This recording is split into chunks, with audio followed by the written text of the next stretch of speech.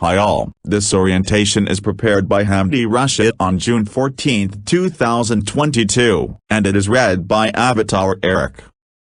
This presentation is performed to provide compliance orientation. We divided the orientation into 4 sessions, and this first session lasts about 30 minutes, which broken through 2 breaks. Therefore, we will see the full presentation of first session through 3 videos. Now you will ask, what is the purpose of this orientation? Instead of talking about the detailed purposes of this orientation, I would like to tell you that based on my experiences, I observed that people have confusion between normal financial audit and compliance, and non-governmental organizations have become more concerned with compliance in recent years to maintain their reputation, obtain funding, and minimize legal and compliance risks. Also, high uncertainty in operations that comply with different standards and rules may lead to have a negative impact on the organization's ability to deliver on their mission and have a significant negative impact on the lives of the people they serve. Therefore, the purpose of this presentation is to provide general compliance orientation to enable you to understand what is the role of compliance. The current crisis of some Middle East states has accelerated the need to develop organizations' practices and programs for governance, risk management and compliance. Therefore, compliance is important as much as an audit, but we observe that some individuals do not know the roles of compliance and how a compliance approach can support management. And in this orientation, we will help you to have general understanding for the following. General compliance scope, who influence on this framework of compliance, consequences of non-compliance issues, the importance of transparency, types of mistakes that have legal effect, what organizations comply with, contractual obligations and other legal liabilities, how compliance play a role in reducing the negative legal effect, policies and procedures and contracts that detail the responsibilities. The function of compliance in risk management is important. The term compliance refers to an organization's ability to recognize and deal with the legal, compliance, and contract risks inherent in its day-to-day operations. What are those risks? Legal risks are referred to the possibility of new or changing regulations. Compliance risks are associated with failing to act in accordance with currently enacted laws and regulations, and contract risks associated with failing to carry out the agreed-upon task, or it is referring to the existence of ambiguous provisions. Management should keep clear and reliable and transparent documentation and records to show that it is accountable for how it handles transactions and makes decisions. What transparent documents mean? Transparent documents or records make it easy for someone who is not part of the process to understand what happened and why. First, what are the stakeholders? Stakeholders are individuals or entities with an interest or disadvantage in a business. They affect the business and are affected by it. Based on this simple definition of stakeholders, we can divide stakeholders into internal and external stakeholders. External stakeholders are groups of influencers that can restrict or facilitate business operations. Their expectations and requirements are considered significant required output and design a framework for corporate operations. Example of external influencers are shareholders and donors, lenders, suppliers or contractors, customers and beneficiaries, community, media and government and regulators, lenders.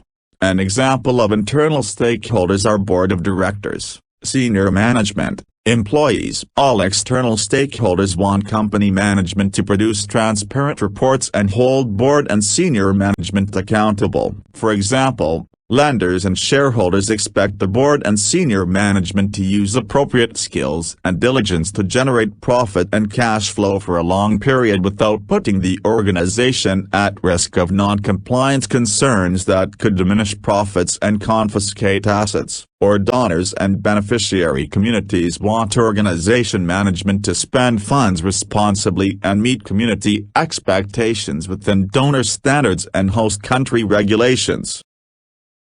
Furthermore, management should comply with evidence criteria to prove the reasonable care, skills and diligence for managing resources and complying with laws and regulations efficiently and effectively to avoid compliance and reputation risk. Simply, all stakeholders want organizations to provide trustworthy and verifiable financial and non-financial reports on transparent transactions or activities that comply with their mission and values and applicable rules, standards, laws, and regulations. How reports can be reliable and verifiable, and what are the transparency elements for a process? We will answer both questions in upcoming sessions.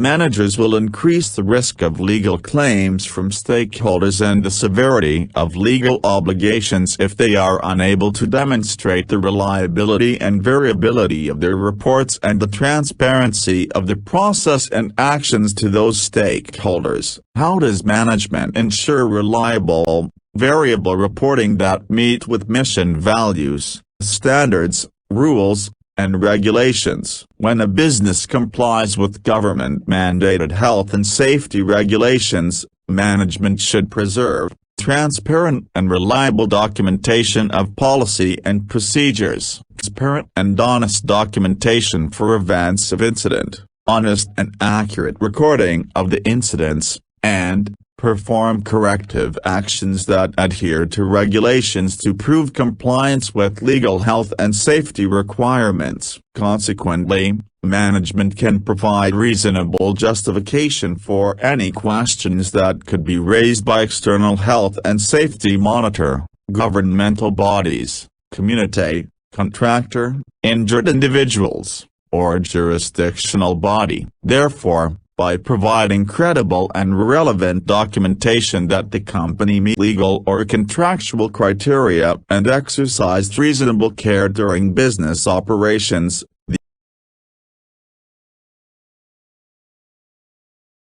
the organization can prevent or minimize health and safety, litigation, and reputational. The organization can prevent or minimize health and safety, litigation, and reputational concerns. But if the board can't show clear and reliable documents and records and other evidence that show they cared about instructing, monitoring, and meeting the minimum health and safety standards required by law or contract, the organization could be charged by the court with gross negligence or violating contractual terms toward safety injury. In this case, a legal claim for gross negligence is most likely because there are no good reasons for not following the health and safety regulations or contractual terms. Furthermore, the financial risks of punitive punishment in the event of illegal action are elevated when gross carelessness is involved. Also, gross negligence increases the reputation risk that affect on its revenue and recruit talents or effect on its ability to fundraising and reimburse the cost. Management should provide reasonable justification for any question raised from different stakeholders.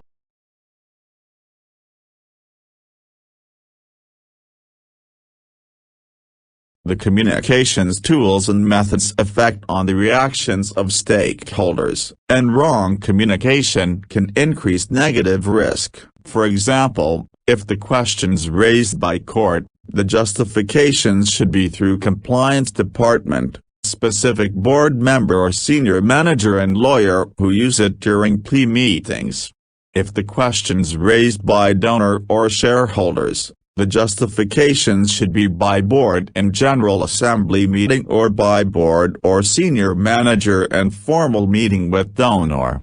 If internal audit submit report, the internal audit report should be submitted directly to board or senior management per the agreement or charity and should not report to general assembly of shareholders or to lenders whom they may misunderstand it and negatively react against organization or management. If the questions raised by beneficiaries depend on the type and importance of questions and the impact of the justifications, The justification should be by either ME or program department staffs or country director or public relationship management and informal or formal meetings with beneficiaries.